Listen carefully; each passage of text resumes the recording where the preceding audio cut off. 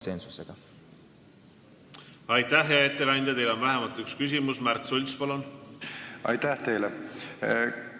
Auväärt esimees, ettekandja. Küsimus see, et kas uus eelnõu ei ole mõeldud selleks, et tekitada suurem võimalus hämamiseks. Et minister just ütles nii, et kui interneti vastus ei sobi, siis võib ju kohale minna, aga miks mitte kohe kohale minna ja pärast internetti küsida, et miks pärast ma vastust ei saanud.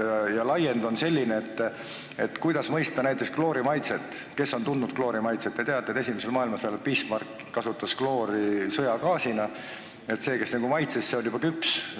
Kas kloorimaitse on kloorimaitse, on ta ammooniumkloriini maitse, on ta kloordioksiidi maitse, milline on kloorimaitse? Seletage mulle ära, mis värvi kloor on, kui palju inimesi teavad, et kloor on gaas ja ta on rohelist värvi.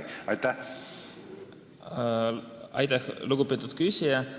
Kloorimaitse küsimust ei ole komisjonis aruteluks, ei ole aruteluks olnud, aga kindlasti on väga hea, et eelnõu esitatud terviktekstina ja ma arvan, et siin võiks diskuteerida erinevate nurkade all ja erinevate aspektide üle, aga ma ei usu, et eelnõu esitatud just hämamiseks.